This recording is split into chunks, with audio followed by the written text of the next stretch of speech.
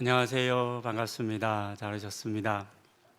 지난주 저희가 함께 기쁨 가운데 부활주일을 보냈습니다. 그런데 아시는 것처럼 부활절 절기는 지난주 하루로 끝이 난 것은 아닙니다.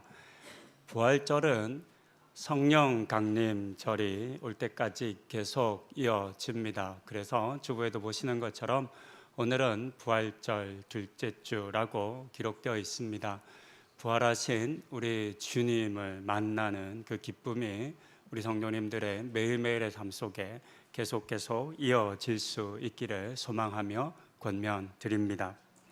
오늘은 이 부활에 담긴 의미를 조금 더 생각해 보려 합니다.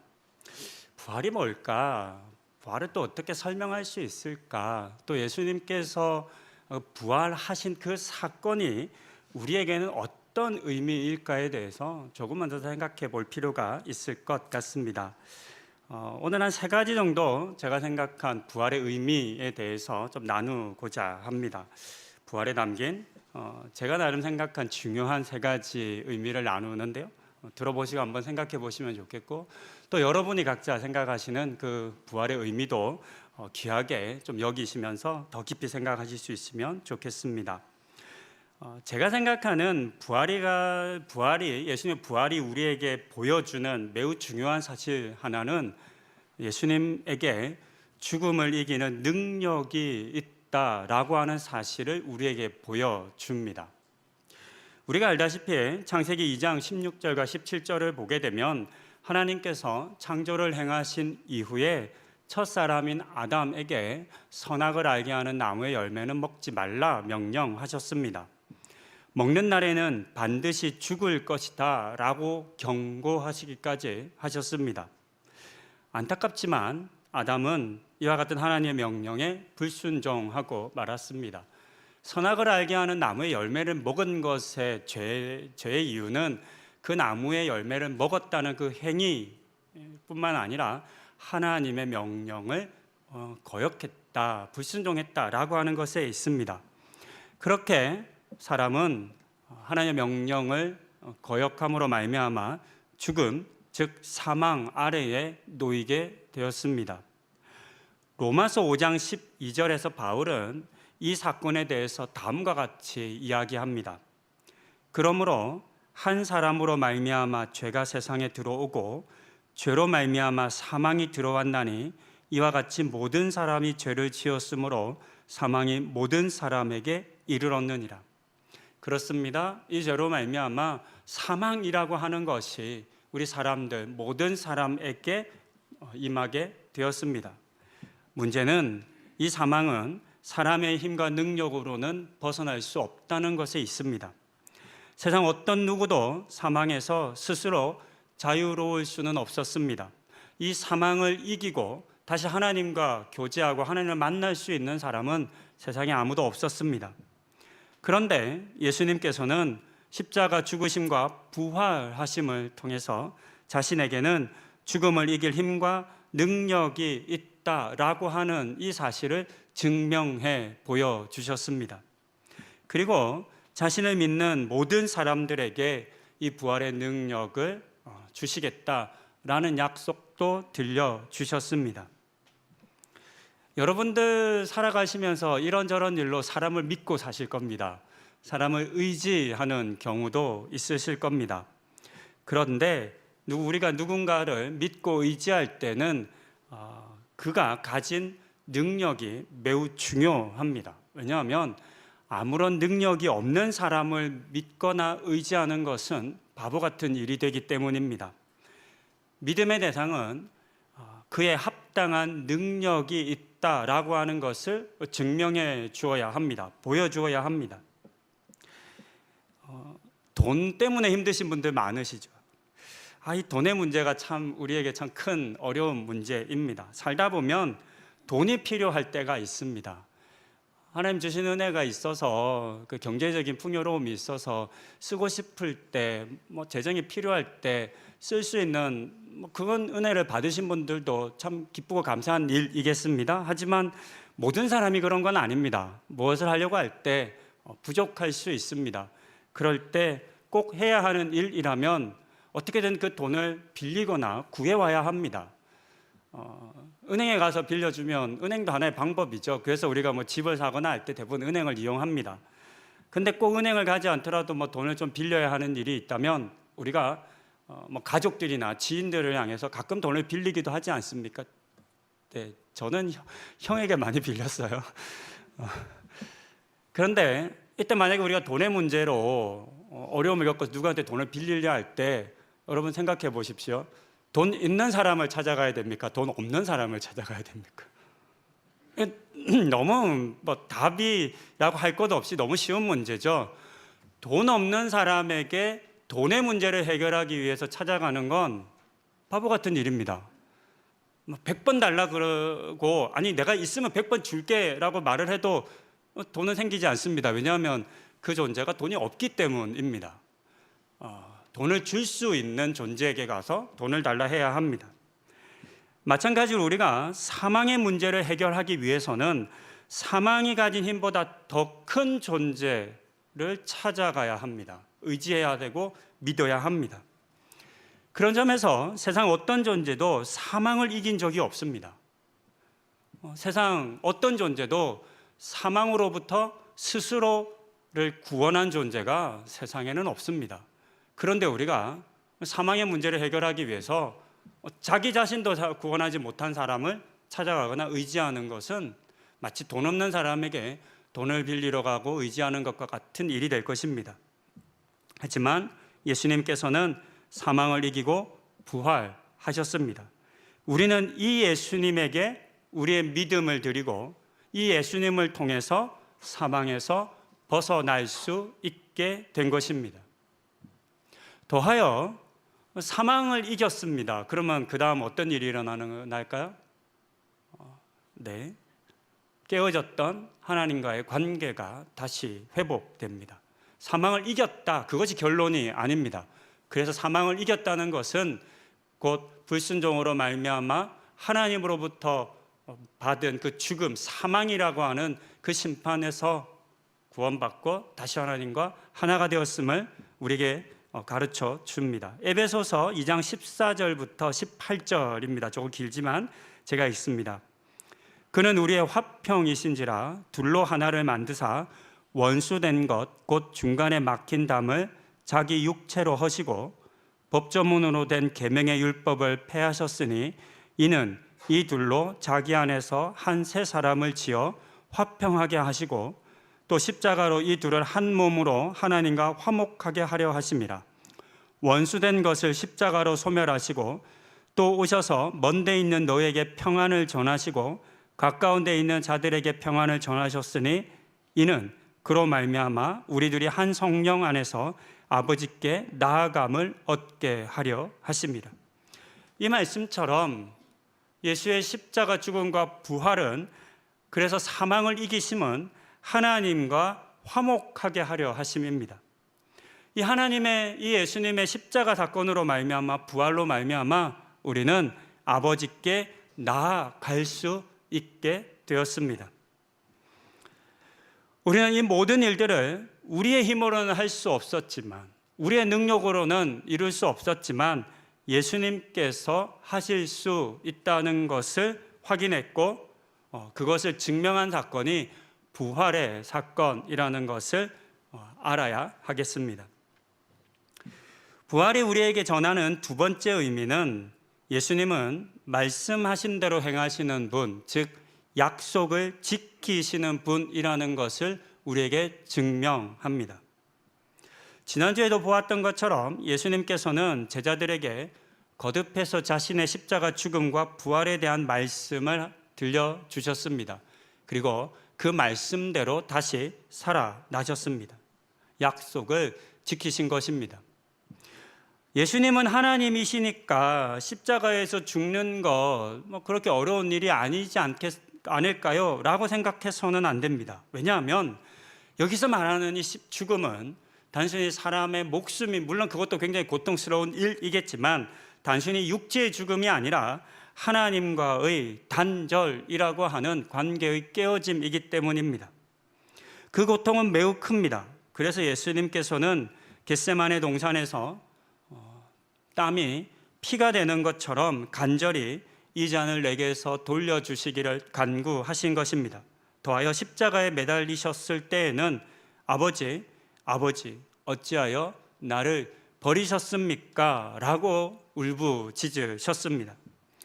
너희가 정녕 죽으리라고 하신 그 죽음의 고통이 얼마나 큰 고통인지를 우리에게 알려주는 예수님의 모습이라 하겠습니다. 이와 같은 고통과 아픔에도 불구하고 예수님께서는 기꺼이 이 모든 것을 감당하셨습니다. 죽음을 통해 이 땅의 모든 죄인들을 구원하기 원하셨기 때문입니다. 그리고 이것이 이 땅의 죄인들을 향한 하나님의 약속이었기 때문입니다. 예수님께서는 어떤 어려운 상황에서도 심지어 자신의 죽음 앞에서도 약속을 지키시는 분이라는 사실을 이 부활이 우리에게 말해 줍니다. 우리는 부활하신 주님을 믿을 때 부활하신 것만 믿는 것이 아니라 약속대로 부활하신 다시 사신 주님께서 그 약속하신 모든 것들을 행하여 주시고 이루어 주시고 지켜주실 것이라는 사실을 우리는 믿어야만 합니다. 예수님께서는 우리에게 많은 말씀과 약속을 남겨주셨습니다. 우리가 예수님에게 받은 약속이 참 많습니다. 우리를 악으로부터 보호하시고 지켜주시겠다고 약속해 주셨습니다. 영원히 우리와 함께 하신다는 약속도 주셨습니다. 반드시 다시 오겠다라고 하는 약속도 하셨습니다. 보혜사 성령님을 보내주신다고 약속하셨습니다. 그리고 반드시 심판이 있을 것이다 라는 약속도 하셨습니다. 이 모든 약속들이 반드시 이루어질 것이다 라고 하는 사실을 우리는 부활하신 주님을 통해서 깨달아야만 합니다. 그리고 이 믿음을 통해서 세상의 염려와 걱정에서 벗어나셔야 합니다. 세상이 주는 두려움도 이겨내셔야 하십니다. 왜냐하면 앞서 말씀드린 것처럼 주님 우리를 떠나지 않으시고 우리와 함께 하신다고, 우리를 지키시고 보호하신다고 약속하셨기 때문입니다. 이 약속이 우리에게 있습니다. 여러분들에게 있습니다. 부활을 믿으신다면 이 약속 또한 믿으시는 우리 성도님들 다 되시기를 바랍니다. 부활이 우리에게 알려주는 마지막 세 번째 의미는 하나님은 용서하시고 사랑하시는 분이시라는 사실입니다. 예수님의 부활은 그 자체가 목적일 수는 없습니다. 예수님께서는 단지 부활하시기 위해서 사람이 되어 세상에 오신 것이 아니었습니다. 나 부활할 수 있어, 나는 부활하는 존재야 라고 하는 것을 드러내기 위해서 오신 것이 아닙니다. 부활은 하나님이 이 세상을 그리고 사람을 얼마나 사랑하시는지를 가장 명확하게 보여주는 사건입니다. 하나님의 사랑이 어느 정도인지를 나타내주는 성경 본문이 참 많이 있는데요. 그중 세 본문을 한번 읽어보려고 합니다. 먼저 요한복음 3장 16절 17절입니다. 잘 아시는 말씀입니다.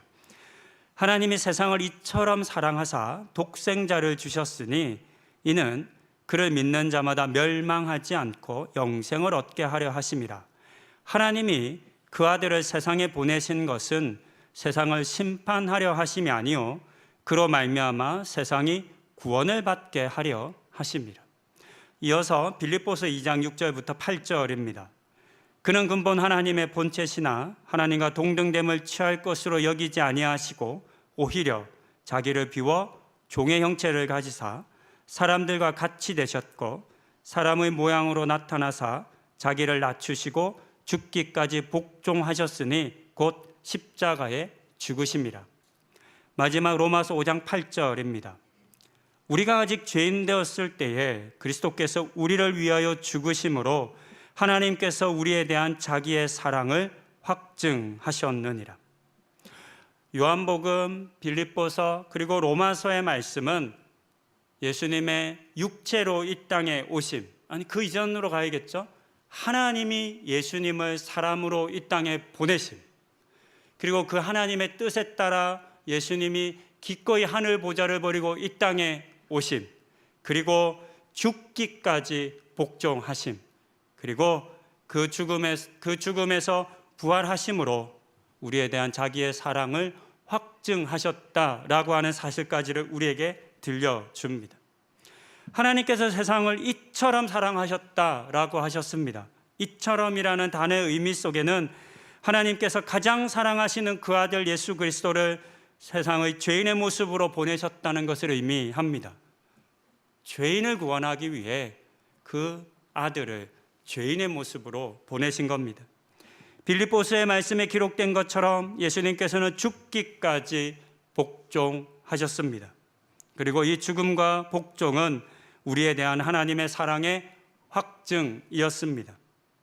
이처럼 부활은, 이 부활에 이르기까지의 모든 과정은 예수님의 자기만족적인 사건이 아니었습니다. 예수님이시니까 쉽게 할 수 있는 일도 아니었습니다. 많은 대가를 지불하신 고통의 사건이었고, 사랑이 아니었다면, 사랑이 없었다면 결코 행하실 수 없는 사건이었습니다. 그렇게 우리는 예수님의 십자가 죽으심과 부활 속에서 다른 무엇보다 나를 향한 하나님의 용서와 사랑의 메시지를 확인할 수 있어야 합니다. 우리가 부활신앙을 가졌다라고 얘기할 때 그 부활신앙 속에는 하나님의 나를 향한 사랑과 용서의 메시지가 있다라고 하는 사실을 늘 기억하시기 바랍니다. 부활에 담겨있는 의미에 대한 세 가지 의미를 좀 나누었습니다. 이 외에도 다른 의미들이 많이 있을 겁니다. 여러분들이 생각하시는 그런 또 다른 의미들도 있겠습니다. 그와 같은 생각들을 가볍게 여기지 마시고 한번 잘 정리해 보시는 것도 여러분들의 신앙에 매우 유익한 일이 될 것이라고 생각합니다. 그렇다면 이와 같은 부활의 의미가 오늘 우리에게 실제 어떻게 다가와야 할까요? 제자들은 부활하신 주님을 다시 만나게 됩니다. 우리가 다른 여러 성경 본문에서 부활하신 주님과 제자들의 만남의 장면들을 많이 봅니다. 우리가 가장 많이 보는 장면이 제자들이 두려움 가운데 그 집에 숨어 있는 장면 있지 않습니까? 그런 제자들을 예수님께서 찾아오십니다. 그리고 그들을 두려움 가운데 있던 그들에게 평안을 주시는 장면들을 우리가 많이 보게 되는데요. 예수님은 부활하신 후에 제자들, 흩어져 있는 제자들과 자신을 믿고 알아왔던 사람들을 찾아가셨습니다. 그리고 그들에게 부활하신 자신의 모습을 보여주셨을 뿐만 아니라 앞서 말씀드린 것과 같은 부활의 의미들을 깨닫게 하셨습니다. 그리고 제자들은 그 예수님과 함께하는 모든 시간들 속에서 부활하신 주님과 다시 만나는 기쁨을 누리는 시간을 보내었습니다. 교회력을 지키기 시작하면서 몇 해 전부터 기쁨의 50일에 대한 말씀을 드려왔습니다. 초대교회는 부활하신 주님을 기억하는 그 부활부터 성령 강림절까지의 이 50일을 부활절기로 지켜왔습니다. 그러면서 이 절기는 기쁨의 기간이다 라고 선포했습니다. 왜냐하면 부활하신 주님을 다시 만남으로 말미암아 빼앗겼던 기쁨, 잃었던 기쁨을 다시 되찾을 수 있었기 때문입니다. 이 부활절기는 기록에 따르면 초대교회가 지켜왔던 유일한 절기였습니다. 오늘날 우리에게는 사순절이 가장 중요한 절기고 잘 알려진 익숙한 절기이지만 초대교회는 대림절과 같은 절기가 없었습니다. 부활절기만 있었습니다. 후대에 대림절, 사순절과 같은 절기들이 만들어지기 시작합니다. 초대교회 교인들은 부활하신 예수님을 만남을 통해서 그들의 빼앗겼던 기쁨을 다시 되찾는 은혜를 맛보았습니다. 그러면서 이 기쁨을 되찾은 것이 나만의 것이 되지 않기 위해서 다른 이들과 함께 기쁨을 나누는 삶을 살았습니다. 그것이 하나의 전통이 된 것입니다. 우리도 이와 같은 전통을 따라서 먼저 부활의 주님을 만나서 우리가 빼앗긴, 우리가 잃어버린 기쁨을 되찾아야 하겠습니다. 오늘 제가 함께 읽은 성경 본문은 이사야서 61장입니다. 61장은 메시아의 예언의 말씀이죠. 메시아가 오셔서 어떤 일을 행하실지에 대한 말씀입니다. 그리고 또 우리에게 잘 알려진 이유 중 하나는 예수님께서 세례 요한이 옥에 갇힌 상태에서 제자들을 보내서 오실 메시아가 정말 당신이 맞습니까? 오실 그분이 당신이 정말 맞습니까? 아니면 내가 다른 사람을 기다려야 합니까? 라고 하는 질문에 대한 답으로 주신 말씀이기도 합니다. 누가복음 7장 20절입니다. 그들이 예수께 나아가 이르되 세례 요한이 우리를 보내어 당신께 여쭈어 보라고 하시기를 오실 그이가 당신이오니이까 우리가 다른 일을 기다리오리이까 하더이다 하니, 이 말씀처럼 세례 요한과 그의 제자들이 예수님에게 와서 정말 당신 메시아 맞습니까? 라고 물어본 장면입니다. 이 질문에 대한 답으로 주신 말씀이 이사야서 61장입니다. 물론 예수님께서는 앞에 있는 1절 부분을 인용한 것처럼 되어 있지만 실제 예수님께서 인용하신 것은 이사야서 61장 전부라고 보아야 합니다.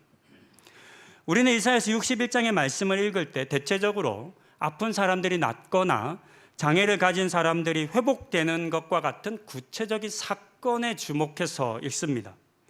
하지만 이사야서 61장의 전체의 주제는 그것이 아닙니다. 이사야서 61장 전체를 감싸고 있는 주제 단어 하나를 찾으라고 한다면 저는 그것은 기쁨이라고 생각합니다. 그 핵심에 말씀이 담겨져 있는 절이 3절과 10절인데요. 3절과 10절 상반절을 제가 한번 다시 읽습니다. 무릇 시온에서 슬퍼하는 자에게 화관을 주어 그 죄를 대신하여 기쁨의 기름으로, 그 슬픔을 대신하여 찬송의 옷으로, 그 근심을 대신하시고 그들이 의의 나무 곧 여호와께서 심으신 그 영광을 나타낼 자라 일컬음을 받게 하려 하심이라. 내가 여호와로 말미암아 크게 기뻐하며 내 영혼이 나의 하나님으로 말미암아 즐거워하리니.